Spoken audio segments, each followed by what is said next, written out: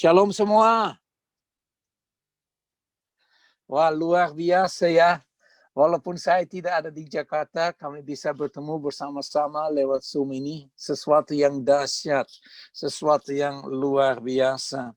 Ya, pertama-tama saya ingin mengucapkan terima kasih banyak untuk undangan, untuk melayani ibadah Natal, walaupun lewat Zoom. Ya, sungguh luar biasa. Saya bisa berada di New Zealand, tidak perlu terbang. Ya, kita tetap bisa bersama-sama. Di sini sudah jam 1:30 subuh.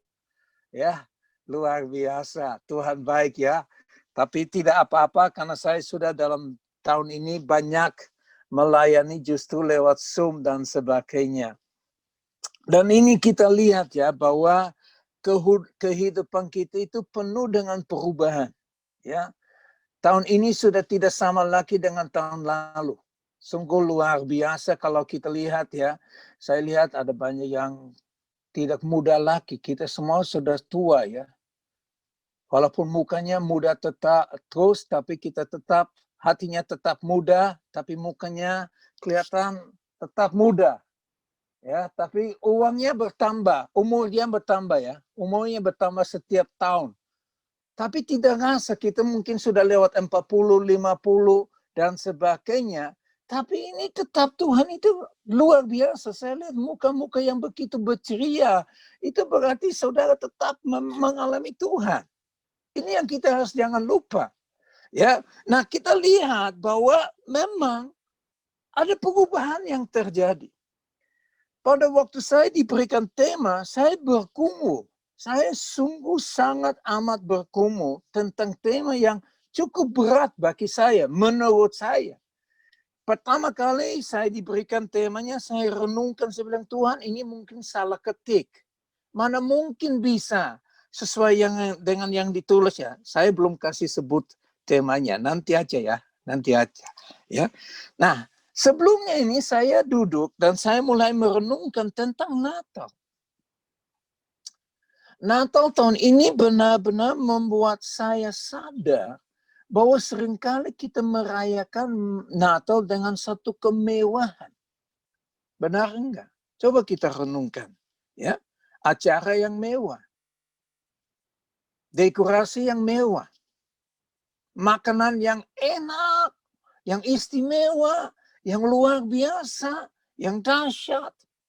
Dan tentu hadiah yang bagus, yang mahal, yang mewah, yang luar biasa. Ya, dimanapun begitu, begitu juga di gereja. Berapa tahun ini saya sering bergumul tentang kalau saya ada di Indonesia masa Natal, karena seringkali saya lihat posternya ditulis, hadirilah kebaktian bersama dengan artis. Kemudian ditulis, hadiah yang menarik. Saya mulai bergumul.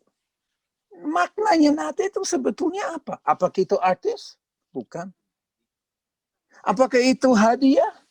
Bukan. Apakah itu makanan? Bukan. Ternyata maknanya dari Natal adalah kelahiran Yesus Kristus. Dan kita lihat tahun ini beda. Gak bisa seperti tahun yang lalu. Ya, ini aja kita nggak bisa bertemu satu sama yang lain. Hanya lewat Zoom-nya. Kalau dulu Natal kita rayakan Natal itu dalam komunitas, dalam gereja, keluarga besar, dengan sahabat, rame-rame. Sekarang kita di rumah bersama keluargaku melayani Tuhan. Ya toh, nggak bisa keluar.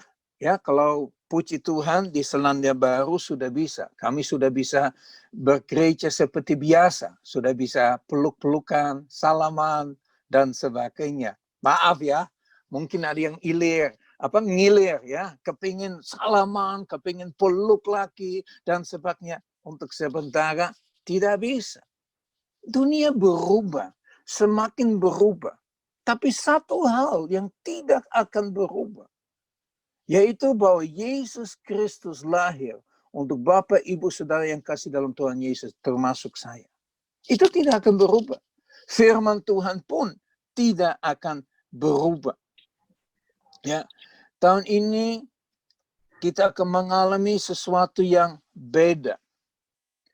Ya, dan kita harus kembali merenungkan betapa sederhana Natal yang pertama. Tadi kita nyanyikan sedikit tentang palungan.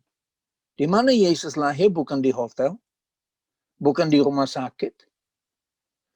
Dia lahir di satu tempat yang sederhana.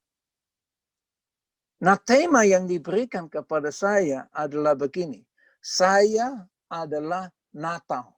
Coba kita semua katakan. Saya adalah Natal. Aneh ya? Aneh ya? Kok bisa saya adalah Natal? Gimana saya bisa Natal? Apa yang dimaksud dengan saya adalah Natal? Nah, saya ingin kita baca lebih dahulu Yohanes pasal yang ketiga, ayat yang ke-16.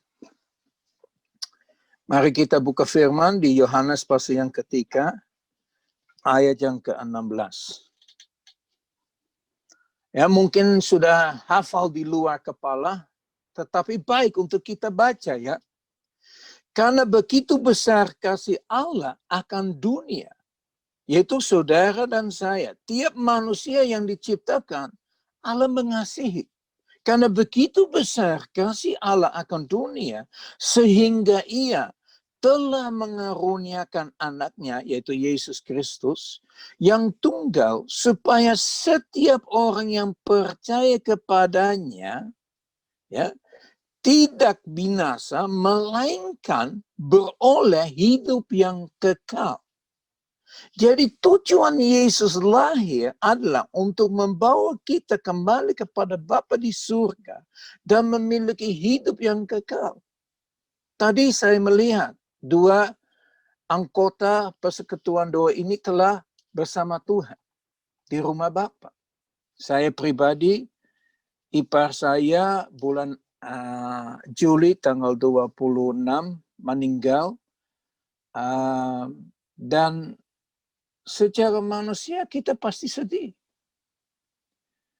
Tetapi kita harus ingat, tujuan kita hidup supaya semua manusia akan mengenal Yesus Kristus sebagai Tuhan dan Juru Selamat. Supaya kita semua memperoleh hidup yang kekal.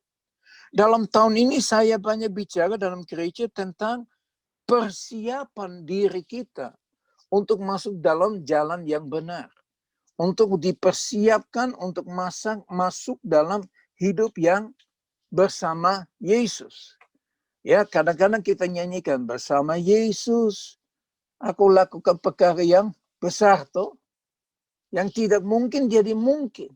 Tapi apakah kita benar-benar percaya ini? Nah, kembali kepada Yohanes 3 ayat 16.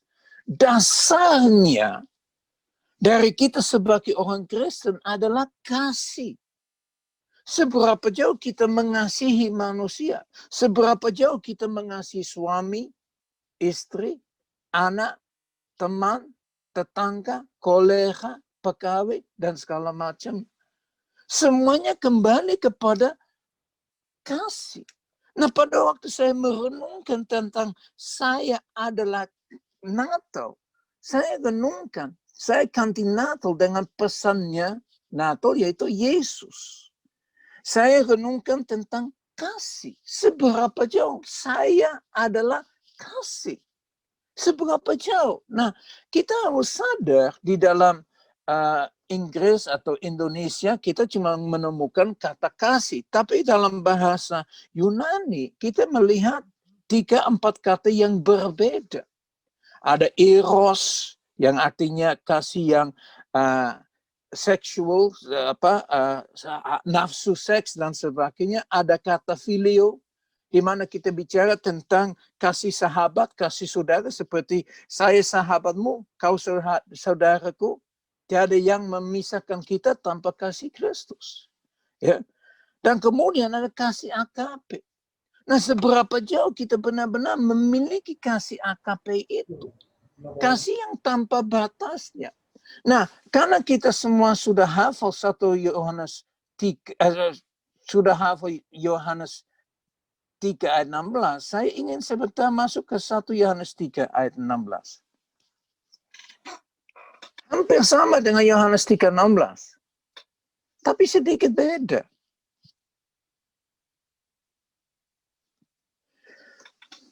Ya, mari kita baca 1 Yohanes 3 ayat yang ke-16. Demikianlah kita ketahui kasih Kristus, yaitu bahwa ia telah menyerahkan nyawanya untuk kita. Jadi, kita pun wajib. Wajib itu masih ada pilihan enggak? Masih ada pilihan enggak? Ya, jadi kita pun wajib menyerahkan nyawa kita untuk saudara-saudara kita. Jadi saudara dan saya sama diciptakan seperti Yesus. Saudara dan saya ya bukan hanya diciptakan untuk menjadi egois, untuk memikirkan dirinya sendiri, tapi supaya kita juga menyerahkan nyawa kita bagi yang lain. Tujuan Yesus lahir pada hari Natal supaya dia mati di kayu salib. Saudara dan saya dilahirkan oleh Tuhan, dilahirkan kembali untuk menyerahkan nyawa kita bagi orang yang lain. Makanya saya adalah Natal, saudara adalah Natal. Karena kita dikasih tugas yang sama dengan Kristus. Saudara dan saya dilahirkan kembali, ya, bukan hanya untuk memikirkan saya, aku, dan gua, tetapi justru untuk memikirkan hal yang lebih besar. Hal yang lebih dahsyat. Hal yang lebih luar biasa. Gampang kita nyanyikan, kau saudaraku, kau sahabatku. Atau bergandengan tangan dalam kasihnya. Itu gampang kita nyanyikan. Tapi apakah kita sungguh-sungguh bisa menunjukkan kasih Allah kepada siapapun juga, dimanapun juga, terhadap bos? Ya, bosnya marahin kita akan bilang apa? Terima kasih, CC.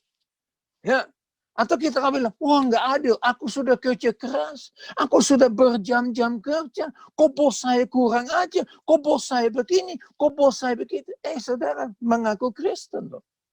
Anda mengaku, akulah anak Tuhan. Ya, di gereja haleluya, haleluya. Tapi di luar gereja, halilintar. Ya, halelupa. Ya, bahwa kita adalah anak Tuhan. Nah, mari kita benar-benar ngerti bahwa kalau kita adalah anak Tuhan, ya, kita percaya bahwa Kristus ada di dalam diri kita. Mari kita fokus kepada 1 Yohanes pasal yang keempat. Kenapa kasih itu sangat pentingnya? Ada satu hal, ya saya nggak mau baca seluruh ayatnya, tapi di dalam 1 Yohanes pasal yang keempat, ayat yang ke-8. Bagian terakhir, dikatakan begini, sebab Allah adalah kasih. Itulah sikapnya Allah. Jadi kalau kita mengaku anak Allah, kasih itu ada di dalam diri kita. Nah, seberapa jauh kita hidup sesuai dengan itu. Saudara, mungkin ada kita mengalami dalam kehidupannya ada orang nggak cocok dengan kita. Pasti ada tau.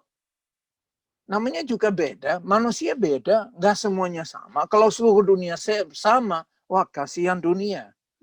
Ya, makanya banyak perbedaannya, nggak semuanya sama. Tapi Tuhan itu menunjukkan bahwa dia adalah kasih, artinya kasih yang tanpa batasnya. Ya, tidak ada alasannya untuk tidak mengasihi. Saya sering bilang begini, kalau kita benar-benar hidup sesuai bagaimana Tuhan tunjukkan, sebelum orang minta maaf, kita sudah harus memaafkan orang. Itu namanya kasih. Dan itu nggak gampang loh, Bapak Ibu Saudara yang kasih dalam Tuhan Yesus Kristus. Coba dimakan hatinya. Gimana perasaannya? Ya, orang kesel banget, orang yang marah you, orang gimana. Apakah kita benar-benar bisa menunjukkan kasih Allah? Saya senang sekali dengan pesannya yang disampaikan oleh Pak Lewi kepada saya untuk membahas. Saya adalah